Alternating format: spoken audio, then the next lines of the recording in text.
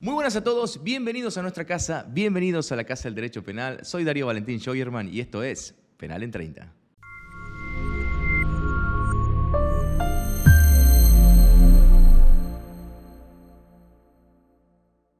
En esta oportunidad vamos a desarrollar el tema de tentativa, que corresponde a la unidad 14 del programa de Derecho Penal de la Universidad Nacional de Tucumán. Vamos a tratar otros temas que, si bien no están en el programa, van a servirnos para tener un conocimiento un poco más amplio de esta temática, así que sin más preámbulos, comencemos. Ahora bien, el primer tema que vamos a tratar es acerca del concepto de tentativa. Y al momento de definir la tentativa lo podemos hacer de tres maneras. Definiéndola a partir de su ubicación dentro de la línea temporal del iter criminis, diciendo que la tentativa representa el comienzo del segmento punible del iter criminis, que va desde la etapa de ejecución hasta el momento anterior a la consumación. Otra manera de definirla sería enunciando sus elementos, enunciando los elementos de la estructura del tipo tentado, explicando de que posee un tipo objetivo, un tipo subjetivo, que en el tipo objetivo encontramos el comienzo de ejecución de la acción y la no producción del resultado lesivo por causas ajenas a la voluntad del autor, y un tipo subjetivo que es la intención de producir el tipo objetivo. Esa mala intención, no cualquier mala intención, no cualquier mala voluntad, sino esa mala voluntad jurídica, a lo cual nosotros le llamamos dolo. La tercera manera, y es la que eligen los autores, es definirla, si bien también en base a su ubicación en la línea temporal del iter criminis, diríamos que es en relación o en comparación con la consumación. En relación o en referencia con la consumación, la tentativa representa un adelantamiento, un adelanto, una extensión, un dispositivo amplificador de tipicidad. ¿Y por qué dicen esto? Porque con la tentativa, lo que está diciendo el ordenamiento jurídico es, no solamente van a ser penadas o van a ser pasibles de pena aquellas acciones que lleguen a cumplir todos los extremos legales exigidos por el tipo penal, sino también aquellas acciones que sean intentadas, que sean tentadas. Por esa razón es que los autores coinciden en los manuales de derecho penal en definirla como un adelantamiento, como una extensión de tipicidad, como una extensión de punibilidad. Si bien también lo hacen en referencia a su ubicación dentro de la línea temporal del iter criminis, que vamos a pasar a ver seguidamente qué es el iter criminis, no deja de ser esta definición en referencia a la consumación. No sé si me siguen. La tercera manera en la cual eligen los autores es en comparación con la consumación, es decir, aquella acción que cumple todos los extremos legales exigidos por el tipo penal, la tentativa representa un adelanto en la etapa punible dentro del iter criminis. Así tenemos autores como Núñez, que la llaman un adelanto en la represión, una ampliación de la imputación delictiva perfecta que representa el tipo consumado. Soler, que la llama a la tentativa como una acción que alcanza cierto grado de desarrollo dentro del iter criminis. Zaffaroni la llama como un dispositivo amplificador de tipicidad. Rusconi la llama un adelantamiento de la punición. Y Rafecas, que la llama la tentativa como otra forma político-criminal aceptada de extensión de la punibilidad y también con ello de la extensión del poder punitivo. Ahora pasemos a ver qué es el iter criminis. Ahora bien, ¿qué es el iter criminis? El iter criminis es el camino del delito. Son las distintas etapas por las cuales atraviesa el delito y que en doctrina podemos encontrar que coinciden que son 4 estas etapas con la posibilidad de una quinta. Estas etapas son la de ideación, la de preparación, la de ejecución, consumación y una posible quinta etapa de agotamiento que se presenta en una determinada calidad de delitos llamados delitos permanentes. En cuanto a la etapa de ideación, como su nombre lo indica, es el momento en el cual surge la idea criminal en el sujeto.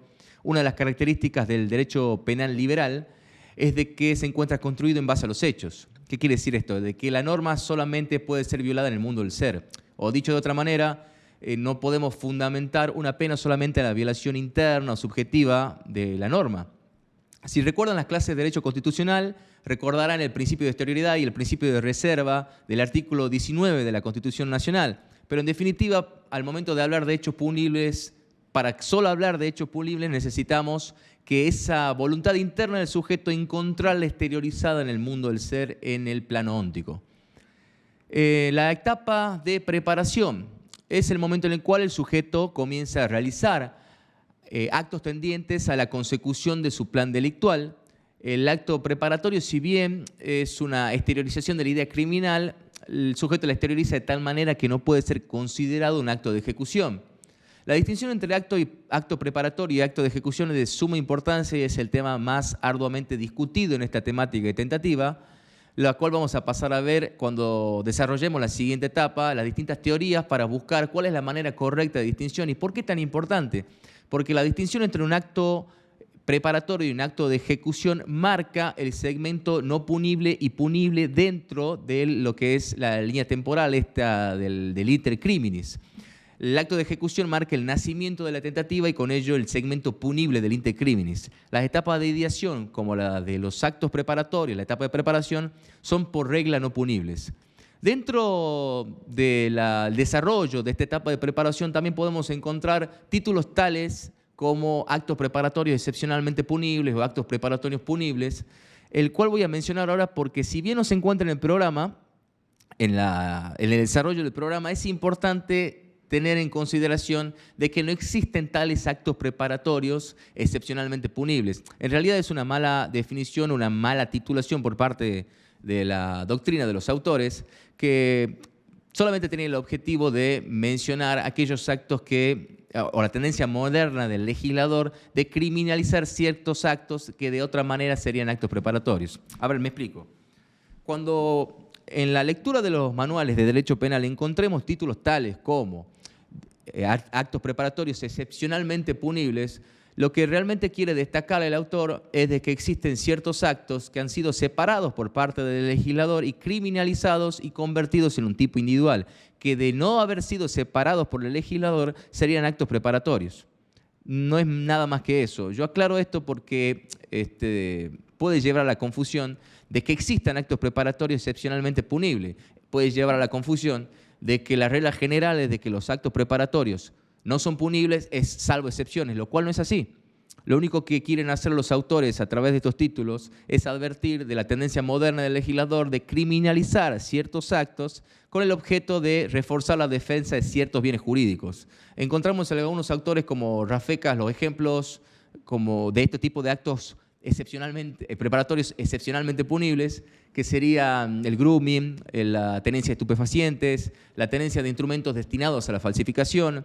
Pero sin ahondar más en el tema, pasemos a la etapa de ejecución. En la etapa de ejecución es donde, como les adelanté, surgen todas las teorías tendientes a buscar cuál es la manera adecuada de diferenciar entre actos preparatorios y actos de ejecución.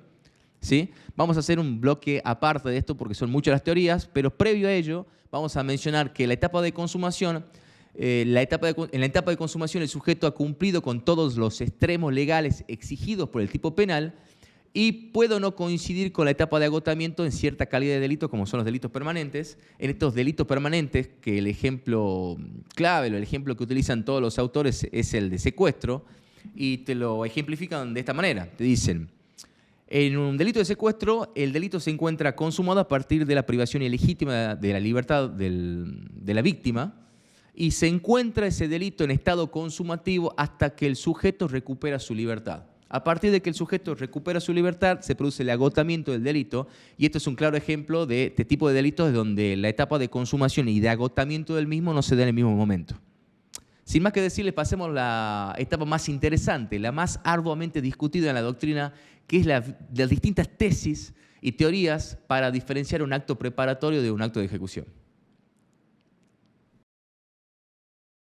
Ahora bien, como les comenté, el tema acerca de las teorías sobre la distinción entre actos preparatorios y actos de ejecución es el punto más discutido arduamente en la doctrina. Por esa razón, también es el punto más complicado para el lector al momento de abordar los libros de derecho penal en los cuales las teorías no se encuentran desarrolladas de la misma manera. Previo al desarrollo de estas teorías, me parece necesario recordarles lo siguiente.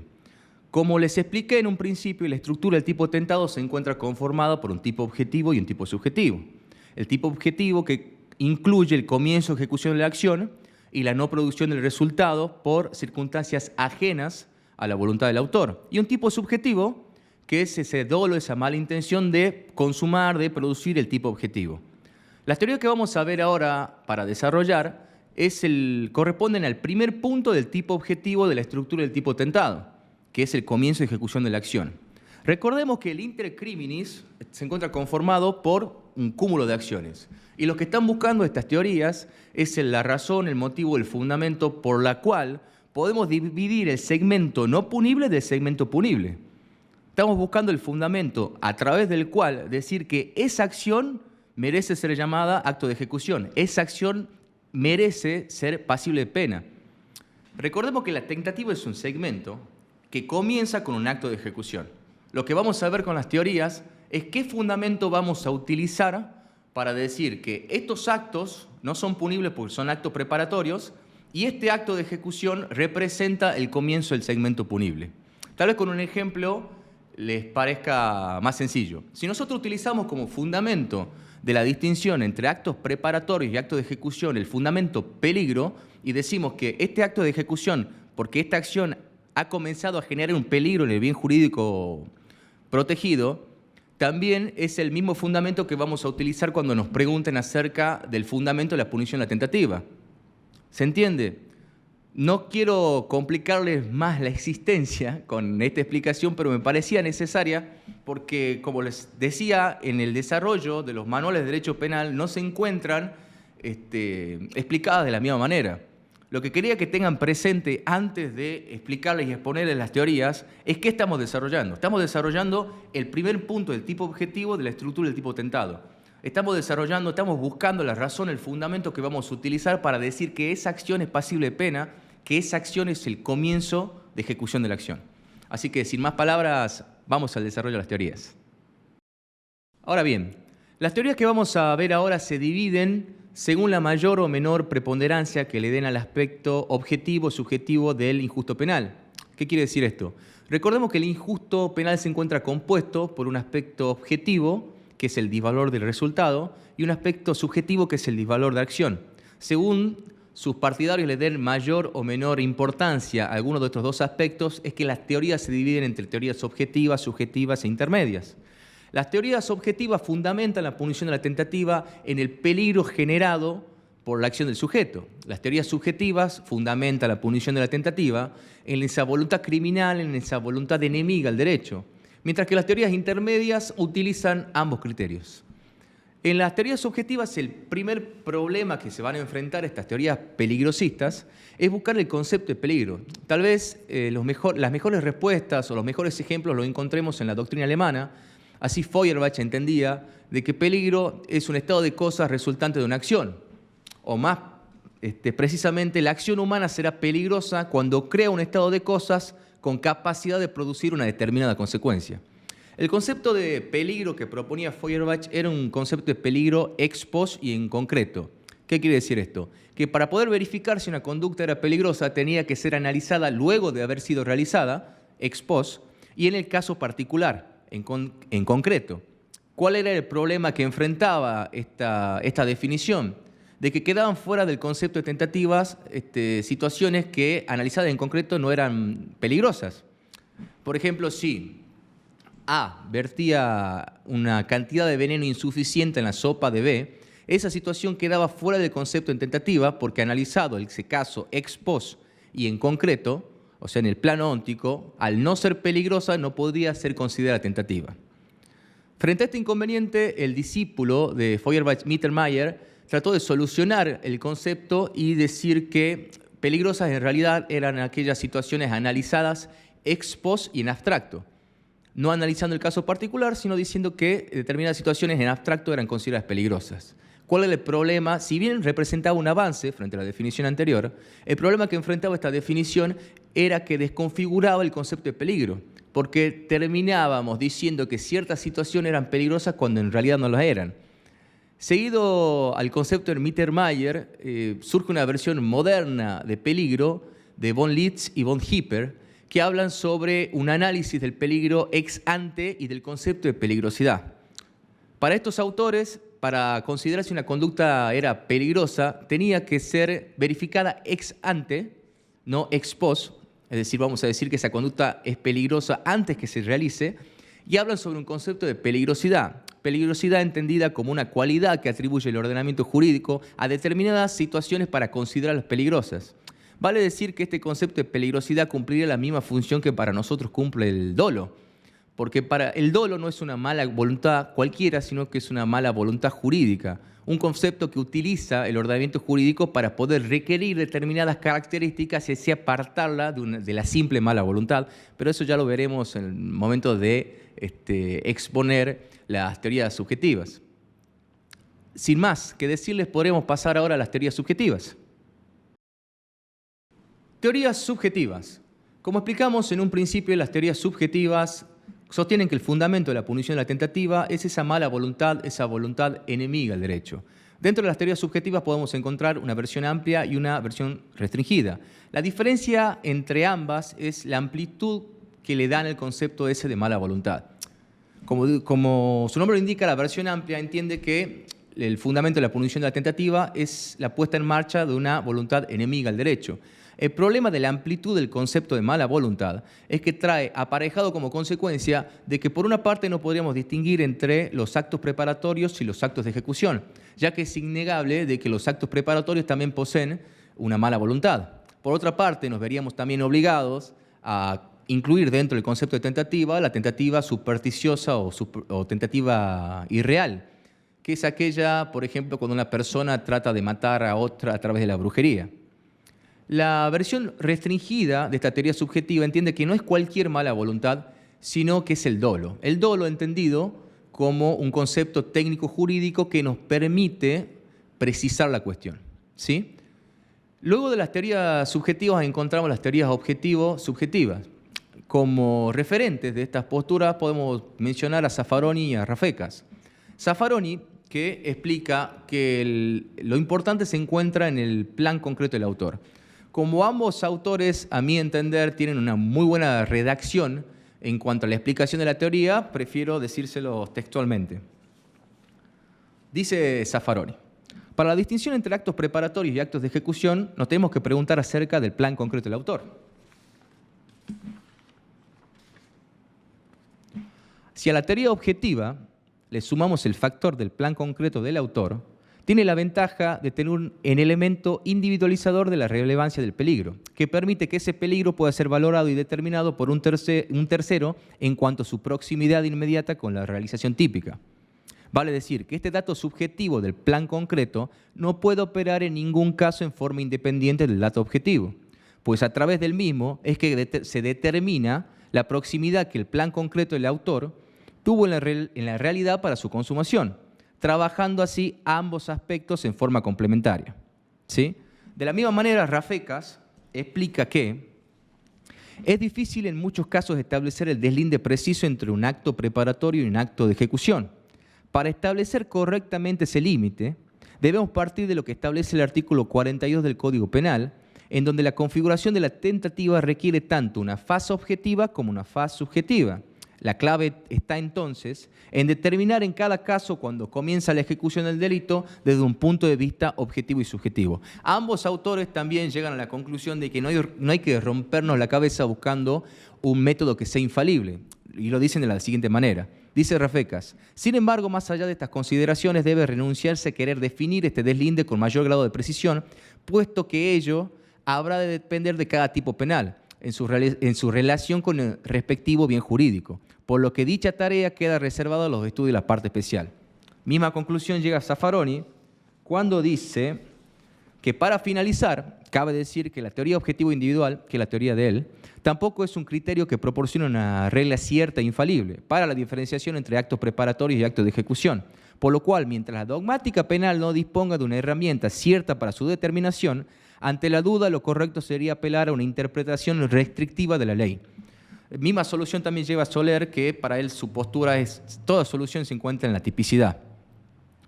Habiendo explicado ya los puntos, los referentes en cuanto a la teoría objetivo y subjetiva, también vale mencionar que en los manuales de derecho penal podemos encontrar una teoría que es la teoría de la impresión, que en pocas palabras, y como su nombre lo indica, la teoría de la impresión entiende que el fundamento de la punición de la tentativa se encuentra en la impresión que genera la acción del sujeto en la sociedad. Esa impresión, ese sentimiento de desconfianza o de inseguridad jurídica. Acertadamente Zaffaroni advierte que el problema que presentaría esta teoría es primero determinar con certeza en cada caso concreto si esa acción llegó o no a conmover a la sociedad llegó o no a afectar el sentimiento de seguridad jurídica de los ciudadanos, y también el otro problema es que dicha tarea quedaría supeditada a la percepción del juez. O sea, el juez terminaría, en pocas palabras, decidiendo si, sin ninguna herramienta cierta, si esa acción del sujeto llegó o no a conmover el sentimiento de seguridad jurídica de la sociedad. Esto ha sido un breve resumen de todas las teorías, espero que les sirva. Ahora vamos a pasar a comentar el segundo punto del tipo objetivo de la estructura del tipo tentado, que es la no producción de resultado por circunstancias ajenas a la voluntad del autor. Seguimos con el desarrollo de la estructura del tipo tentado. Ahora vamos a ver el segundo apartado del tipo objetivo, que es la no producción del resultado por circunstancias ajenas a la voluntad del autor. En este apartado podemos encontrar en los manuales de derecho penal que se desarrollan títulos tales como el desistimiento y también la tentativa acabada e inacabada. En cuanto al desistimiento, si nos preguntamos acerca de su concepto, bueno, eso dependerá de la postura que tomemos acerca de su naturaleza jurídica, porque hay autores que entienden que se trata de una excusa absolutoria, mientras que otros entienden que es una causal de atipicidad. Pero previo a ello también vale mencionar de que bajo este título podemos encontrar temas tales como el desistimiento como un puente de plata. Esto hace referencia a la postura que tenía Feuerbach con von Litz, que explicaban que el desistimiento se trataba de un puente de plata que el legislador otorgaba a la persona que se encontraba en plena ejecución delictiva con el objetivo de que desista de la misma. Pero volviendo al tema de la naturaleza jurídica del desistimiento, entre los autores que consideran que se trata de una excusa absolutoria, podemos encontrar a Welzel, que entiende que el privilegio del desistimiento es consecuencia de la insignificante culpabilidad y también por cuestiones de política criminal. Núñez también entiende que es una excusa absolutoria y explica de que el desistimiento no eliminaría la existencia de la tentativa. Pero por otra parte, entre los doctrinarios que entienden de que se trata de una causal de atipicidad, encontramos a Roxin, que explica que el desistimiento eliminaría no solamente el disvalor de resultado, sino también el disvalor de acción. En ese sentido, Rafecas dice lo mismo, dice que desecharía todo vestigio del disvalor de acción. Y por su parte, Zaffaroni, con términos hegelianos, explica que en el desarrollo dialéctico del iter criminis, así como la consumación representa la negación de la tentativa, el desistimiento voluntario también representa la cancelación de la misma. En este tema de desistimiento también se trata acerca de la voluntariedad, porque un requisito para que el desistimiento sea válido es que sea voluntario. Ahora, ¿qué es lo importante para considerar que ese desistimiento es voluntario? Lo importante es que objetivamente, al momento de desistir, el sujeto todavía haya tenido la posibilidad de consumar el delito. Eso es lo importante, que objetivamente, al momento de desistir, el sujeto todavía tenía la posibilidad de consumar el delito. Porque, ¿qué pasaría si no tenía la posibilidad? Bueno, ahí estaríamos ante una tentativa fracasada. ¿Qué es la tentativa fracasada? Es cuando en plena ejecución delictiva surge un impedimento que imposibilita la consumación del delito. Y ustedes me preguntarán, y bueno, ¿cuál es la diferencia entre una tentativa inidónea y una tentativa fracasada? Bueno, es el momento en el cual aparece esa imposibilidad. Mientras que en la tentativa inidónea se presenta en el inicio la imposibilidad de consumar el delito, en la tentativa fracasada se presenta durante la ejecución delictiva. Otro tema que también tratan la doctrina, los manuales de derecho penal, es acerca de la representación que tenga el sujeto. ¿Qué sucedería si el sujeto se representa falsamente la existencia de un impedimento para la consumación del delito y como consecuencia de ello desiste? ¿Es válido el desistimiento? Y volvemos a la respuesta anterior, de que lo importante es que objetivamente en el caso concreto, al momento de desistir, todavía era posible que el sujeto consuma el delito. Porque de otra manera estaríamos etizando el desistimiento, estaríamos pidiendo un requisito ético que la ley no pide. Otro tema, como les explicaba, que se trata en este segundo apartado del tipo objetivo de la estructura del tipo tentado, es la diferencia entre tentativa acabada e inacabada. Y se trata en este título porque tiene implicancias en cuanto al desistimiento. ¿Cuál es la diferencia entre una tentativa acabada y una tentativa inacabada? La diferencia la encontramos en el plan concreto del autor. Mientras que la tentativa acabada implica que el autor ha cumplido con todos los pasos de su plan delictual, la tentativa inacabada es lo contrario. Le quedaron pasos por cumplir. ¿Y qué relación tiene con el desistimiento? De que para que el desistimiento sea válido en una tentativa acabada, el desistimiento tendrá que tomar una forma activa. Es decir, el sujeto tendrá que activamente impedir la producción del resultado. En cambio, en una tentativa inacabada, solamente tendrá que dejar de cumplir los pasos de su plan delictual. Lo que podemos también mencionar es que en algunos autores que siguen a los clásicos italianos, como Soler, la referencia a delito frustrado. Para que no se compliquen, delito frustrado es lo mismo que tentativa acabada. O sea, conceptualmente son las mismas consecuencias, no hay diferencia entre una y otra. Soler entiende de que tentativa, lo que nosotros entendemos tentativa inacabada, y delito frustrado, lo que nosotros entendemos tentativa acabada. Vale la mención para que si tienen ese autor en su casa y pretenden hacer la lectura, encontrarse con esa figura y que no tengan ningún inconveniente para entender de qué se trata. Bueno, para finalizar, apartado creo que no queda nada más por decir. Bueno, que en realidad nuestra diferencia entre tentativa acabada e inacabada proviene de la doctrina alemana, pero ahora pasemos al siguiente tema, así que espero que les haya servido. Continuamos con el desarrollo de la estructura del tipo tentado y ahora vamos a hablar acerca del tipo subjetivo, del dolo, de la mala voluntad. En este apartado no hay mucho para desarrollar, ya que la mayoría de los autores coincide en que la estructura del tipo tentado, como la estructura del tipo consumado, solamente difiere en su aspecto objetivo. O dicho en otras palabras, que el dolo que encontramos en la tentativa es el mismo dolo que encontramos en el delito consumado. Sin embargo, hay autores que no coinciden con esto. Zaffaroni explica de que en la tentativa, el delito tentado al quedar abortado, al quedar incompleto, esto afectaría también su aspecto subjetivo. No quiero decir con esto, dice Zaffaroni, de que exista un dolo exclusivo de tentativa, porque sería irracional sostener de que una persona solamente puede querer tentar el delito y no consumarlo. Otro de los puntos que podemos también encontrar en los manuales de derecho penal es el tema acerca del dolo eventual. ¿Es posible el dolo eventual dentro del tipo tentado? La mayoría de los autores coinciden que no, que es necesario un dolo directo.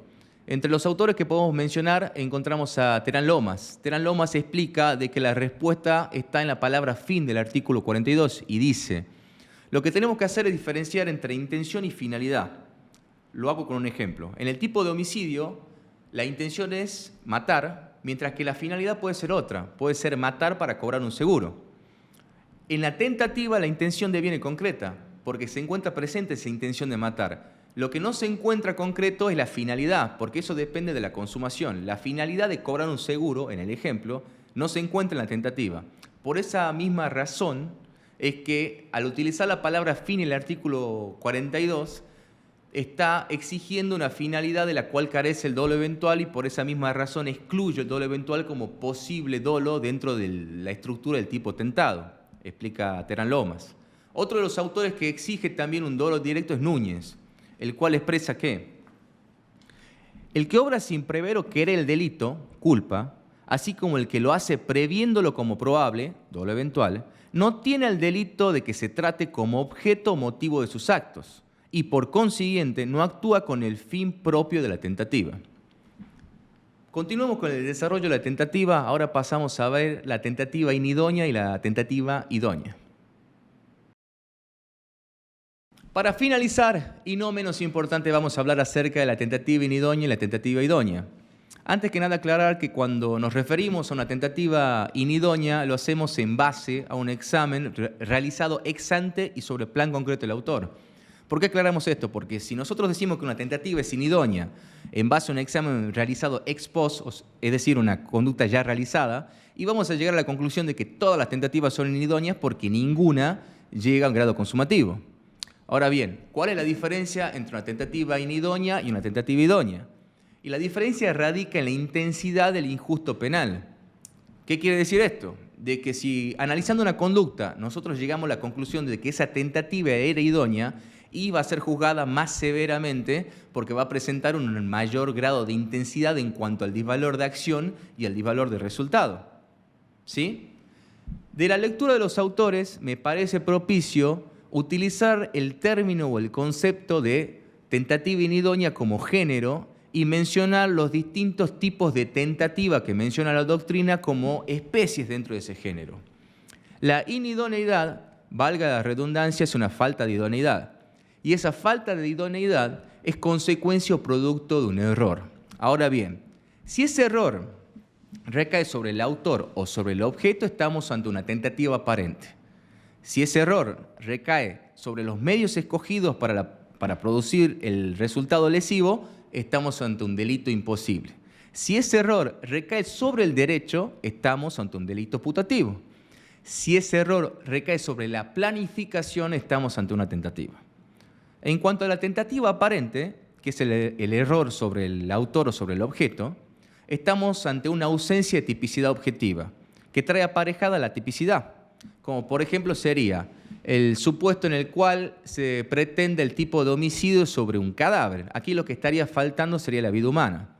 En el caso del delito imposible, en el cual el error está sobre los medios, podría ser el ejemplo de se pretende abortar a una mujer a través del suministro de agua. La diferencia entre los tres supuestos que acabo de mencionarles es que el único que puede llegar a ser punible es el delito imposible, según la redacción del artículo 44. En el caso del delito putativo, como les expliqué, es un error que recae sobre el derecho. En este supuesto, el sujeto piensa que su conducta está prohibida, así que también la consecuencia jurídica es la tipicidad. Bueno, chicos, sin más que decirles, la verdad que muchas gracias por haberme acompañado en esta clase. No olviden suscribirse al canal. Espero que les haya servido. Nos vemos en la próxima clase. Chao.